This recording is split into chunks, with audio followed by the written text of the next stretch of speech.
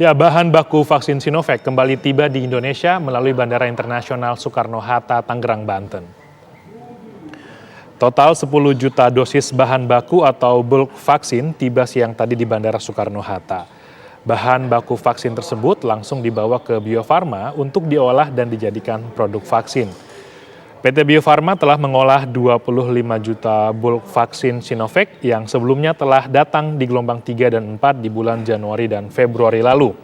Rencananya total ada 140 juta dosis bulk vaksin yang akan datang bertahap hingga akhir Juli 2021.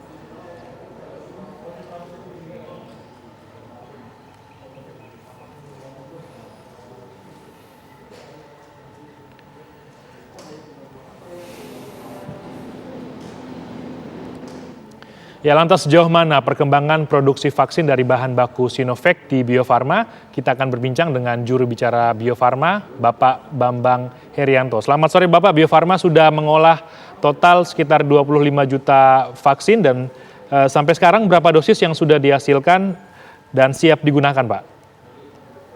Ya, baik, terima kasih.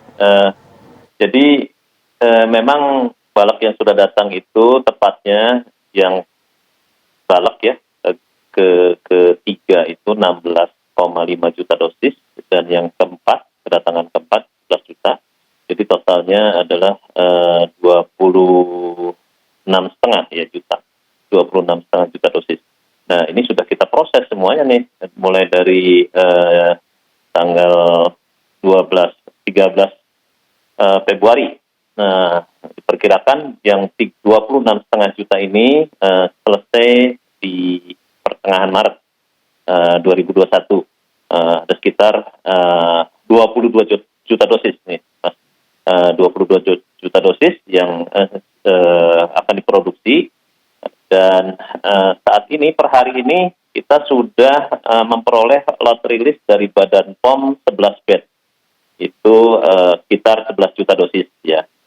Dan dari 11 juta dosis ini sudah didistribusikan untuk program vaksinasi gelombang kedua untuk tenaga pelayan kesehatan dan lansia dan guru. Untuk yang gelombang kedua ini sekitar 7,2 juta dosis. Nah ini sekarang alhamdulillah kita sudah terima lagi sebanyak 10 juta dosis dan akan kita proses di Bio Farma. Diperkirakan sampai dengan awal April 2021.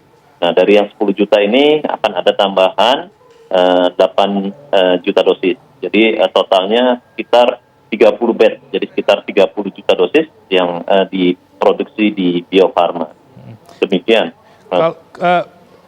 Kira-kira kemungkinan sampai pertengahan Pak ya. Kira-kira setelah itu sudah bisa langsung digunakan Pak ya untuk divaksinasi ke beberapa tahap selanjutnya ya? Ya, yang nanti boleh digunakan itu setelah mendapatkan lot rilis dari Badan POM. Dan saat ini per hari ini kita sudah merilis 11 bed ya. Ada berarti 11 juta dosis. Nah, dari yang 11 juta tadi sudah didistribusikan tuh 7,2 juta dosis. Jadi penggunaannya nanti menunggu hasil uji dan lot rilis dari Badan POM.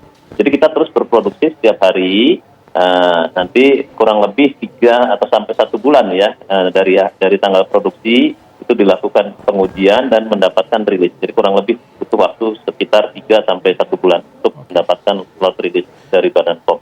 Oke Pak, diperkirakan totalnya kan akan ada sekitar 140 juta bulk vaksin Pak ya yang akan dikirimkan hingga Juli. Ini kalau untuk seluruhnya Pak, ini kapan total kira-kira selesai untuk 140 juta? Apakah bisa tahun ini dan digunakannya juga apakah bisa langsung digunakan tahun ini juga Pak? Ya, ini sebetulnya kita ada percepatan ya.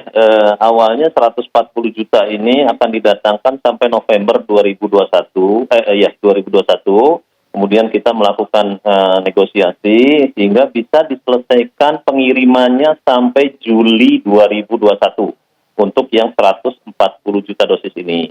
Ini dengan overfill sekitar 154 juta dosis. Dan akan kita produksi juga, kita percepat, 140 juta dosis ini akan diselesaikan di bulan Agustus 2021. dengan perkiraan semuanya rilis itu terakhir rilis di September 2021. Seperti itu Mas. Jadi ini terus nanti yang sudah rilis tentu bisa langsung digunakan untuk program vaksinasi. Oke.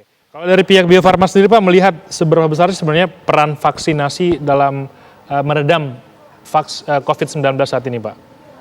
Iya, memang betul banyak pendapat bahwa vaksinasi ini bukan senjata pamungkas ya, tapi sebagai pelengkap dari pengendalian penanganan pandemi COVID ini. Tapi tentunya apa yang kita akan capai adalah menuju herd immunity atau imunitas massal. Tentu ini menjadi salah satu alat walaupun bukan pamungkas tapi pelengkap yang utama sehingga kita bisa segera bisa lepas dari pandemi ini. Saya kira kalau kita lakukan ini secara bersama-sama, imunitas massal bisa kita dapatkan, imunitas komunitas, imunitas herd immunity, sehingga nanti